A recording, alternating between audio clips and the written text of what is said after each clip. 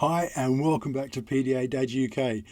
In this episode, I'll be looking at the length of the summer school holidays and the impact it's having on our kids, as well as the impact on us as parents and carers.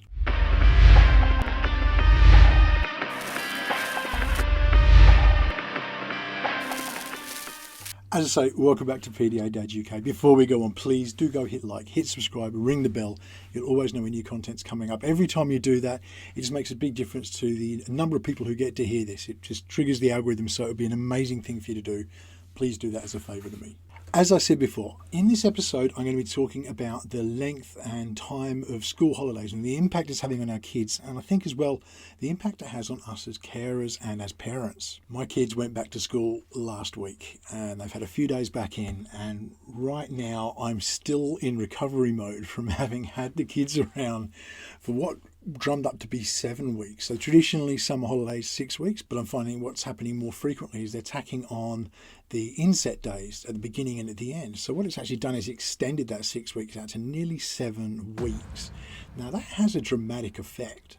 As I say, well discussed on this channel, I'm a carer for my kids and for my wife as well. And the intensity of having them at home for that period of time, there's just no let up. What I'm finding more and more is that my kids are getting more and more irritable as the time goes on. And I believe really quite strongly that 7 weeks, 6 weeks, 7 that we've had, it's just too much. It's too much for our kids and it's too much for us to be able to deal with. And it has such a big impact and knock-on effect. Why do we have such long holidays? The actual reason for it dates back to rural days. Basically, they're needed on the farm to work, so they were given an extended amount of holiday because that's when it was needed. We're not in a time frame that works that way anymore. The world has moved on into a different era, and I think that we're dragging this thing on. For me, the impact is quite strong. I've spoken about my mental health on this channel, and I don't struggle with my mental health in general, but what I do find is that I get to points of just being burnt out, and that obviously has an impact on my mental health from that perspective. So I don't have any underlying conditions or anything like that, but what I do find is that even coming up, knowing that holiday period is coming, it really affects my mental health. Before the summer holidays this time, I could see I was going down into a bad place of coping, and I actually preempted it. I went to my GP and they put me on a mild antidepressant just to help me to ride this period through. And it's something I'm finding more and more in my connections with other carers and other parents. This is something that's needed. The time is just too intense.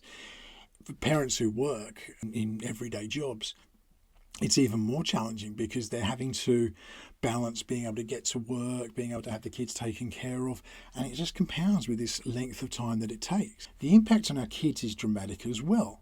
Now, I've been researching this online and I've read a few articles, but really what it comes down to is that for our kids, we in the UK, with our 6 weeks to 7 weeks, it has a massive impact on how our kids are being able to get back into the routine of school. And studies are actually showing that there's about a 2 to 3 week adjustment period just to get back into the school routine, which has a dramatic impact on their education. The length of time that they're off, it's a complete change of routine. Now, obviously, this is a channel we look at neurodivergence, we look at autism, we look at ADHD, all these different neurodivergencies, basically. Now, the underlying issue there is always that there's this underlying anxiety, and we've discussed it many times on this channel. But that anxiety is compounded when there is a lack of routine. And I can try and introduce that, and I do try to do so. So getting up at a regular time, having regular activities, but finances are we're in a cost of living crisis at the moment, aren't we? We all know how tight money is, and yet here we are trying to balance our budgets and entertain our kids. And there's only so much. This summer was even worse because it rained nearly every day. The weather was just dire up until the week they went back to school, and then we hit a heat wave.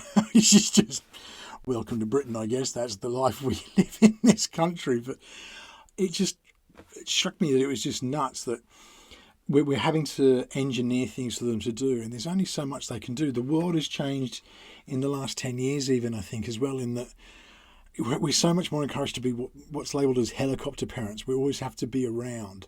When I was a kid, I used to just nip off to my mate's house and that was fine. Now you can't just do that. You can't just send your kid, down the road to see if his mate's home and see if my daughter's got friends who are available and just go and hang out. It doesn't work that way. We can get in so much trouble if the kids are left unattended for any period of time, and it's leading to this helicopter parenting condition that is there now, which I think is really unhealthy for our kids. They're not learning or getting that independence. And my son's hit the age of 8 now, and 8's notorious as a time where we hear about the terrible twos and, having threenagers and all I call a forking nightmare. But when we get beyond that, apparently 8 is actually the worst age for managing the sort of everyday behaviours that any kid will have. It's a point where kids are learning to be independent, but also so much dependent on us. But because of this helicopter parenting that we're all forced into, it means that they're not able to really move out of that space of being dependent and learning some independence. There's reasons for that, and I'm not trying to criticise that, but I feel that it makes it so much more challenging in these extended periods of time where my son wants to go and play with his mates and I've got to call around, message around, see who's available, if anyone's available, what's going on. And then you kind of have to, there's so much more organisation than it is that, when I used to just nip down the road and see if my mate was home on my bike and we'd go and hang out for the day. It's just a different world that we're living in. And I think that this length of time that the school holidays, the summer holidays, take is just ridiculous, and it's having such a negative impact. For the average child, it takes 8 days, that's 8 school days, so nearly 2 weeks, but often longer as well, to get back into the routine of schooling, because they've been for so long out of that routine. They're not used to homework, they're out of the habit of doing it. They're not used to having to sit and focus for longer periods of time. And it's having an impact on how they get back into their education. The longer a child is off school, the longer that routine is broken, the harder it is to get back into it, because the more you're setting in a different routine. And this leads to things like irritability. So I can definitely say this for my son. He's been getting more and more irritable as the time's gone on. But as he's gone back to school, he's just so frustrated having to get back into these routines, having to, adapt to having so many more people around him again, and having to get back into having to learn, having to focus on something for a longer period of time. It has such a dramatic effect on his mood, his mental health as a result. He's a lot more grumpy now. And these are things that they just kick off, and that will ebb over time. But why are we having such a long period of time where it takes them to get back into this routine? It's because the school holidays themselves are so long. Now, for parents who've got autistic kids or neurodivergent kids, something we all know about is school refusal. Now, I don't know about you guys, but I certainly find that when we get to this point where they've had so long off, getting back into that school routine is so much harder. But that school refusal amps up the anxiety of going back to school. So, as we just said, the underlying anxiety that accompanies almost all neurodivergent conditions is elevated, because especially as it's a new year, there may be new teachers, new students, all these questions bubbling away in their head, and there's no real easing back into it. It's just basically end of holidays, back into school, and it creates so much more of a challenge, and you get this school refusal. First day back, my daughter was, every ailment under the sun suddenly hit, every excuse not to try and go back to school, and having to deal with that. And I don't blame her. It was the anxiety that was there. It was this underlying need to avoid that situation and get herself back into what she felt was some control. If I can get myself off school, I'm in control of my day. The school holidays feed that time of this is me now. I'm free in a sense. I don't have to listen to all these demands at school. PDA being a big feature of my daughter's autistic profile is that she avoids demands. School is full of demands. Even, she's in a SEND school, but even then there's still demands. What lesson are you going to be going to? What are you doing here? They have to listen to teachers. They have to adapt to other people around them, other students who are going to have their own wants, needs and desires that are going to affect it too. It just snowballs and snowballs, and the anxiety leading up that week prior to going back to school is just a big pile up, and it's because she's got into such a routine and a comfort of being at home in her safe place. Getting her out of that and back into school is just something that becomes so much more challenging. So what do we do about it? Personally, I strongly believe we need to shorten the length of the holidays for the summer. That doesn't mean we lessen the number of days of holidays. I think they can be added on to other holidays through the year. So the Easter holidays, the Christmas holidays in particular, you could add another week onto that and it wouldn't have a dramatic effect. You're just extending it out a little bit, and there's so much goes on over Christmas and it's such a big thing of its own anyway. It's not going to have this massive impact. If we could just take 2 weeks, so Scotland, they only have 4 weeks of summer holidays, and it seems to, the studies show that in Scotland that routine readjustment takes a lot less time because there's been less time to cement it back in. There are things that we do here to try and get back into routine in that week or so leading back up to a new school year, when they're returning to school. Things like, okay, we're going to have a set meal time now.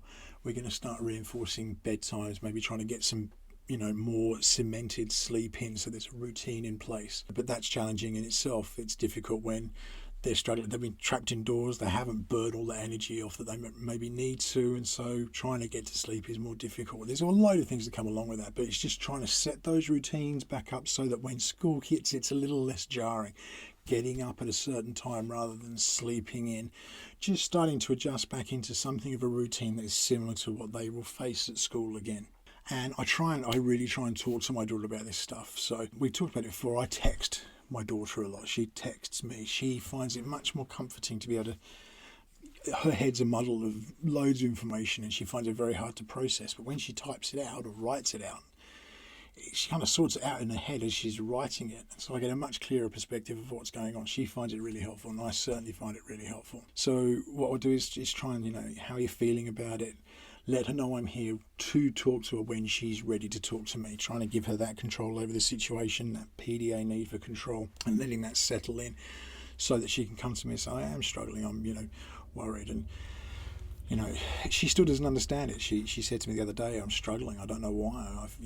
She asked if it was that time of the month, if she was coming up to that, because that's a week that's traditionally pretty bad. But it's like, we're right in the middle of things at the moment. That's not something that's happening. Basically what this is you've got some changes coming. School's going back, and you might not be aware of it, but you're probably worrying about it. And is that what's happening? You're starting to think about school. And actually, yes, I am. And so we could talk about it. Just allowed her to sort of express herself a bit, but it is just such a challenge to meet every time, and it's something I dread the summer holidays, not because I don't want to spend time with my kids. I love my kids and I love spending time with them, but there's a point where it's just too much, and they're too much for each other as well. And that conflict towards the end of the school holidays, that pickiness that they get at each other, where, egging each other on and getting into little conflicts, or bigger conflicts even, is something that is just there. And it's a really difficult thing to overcome. So, yeah, it's something that I find really challenging to deal with. And it increases as we get further into the holidays, and then it spills over afterwards. So all those stresses from school, going back, coming home, having had a long day again, trying to establish that new routine, their irritability is right up there. And so they're again picking at each other more and more and more. I really think in the UK we need to rethink the way school holidays work. Not reduce the amount of days off the year they get, just redistribute so that it's a less period of time that they have to experience during the summer.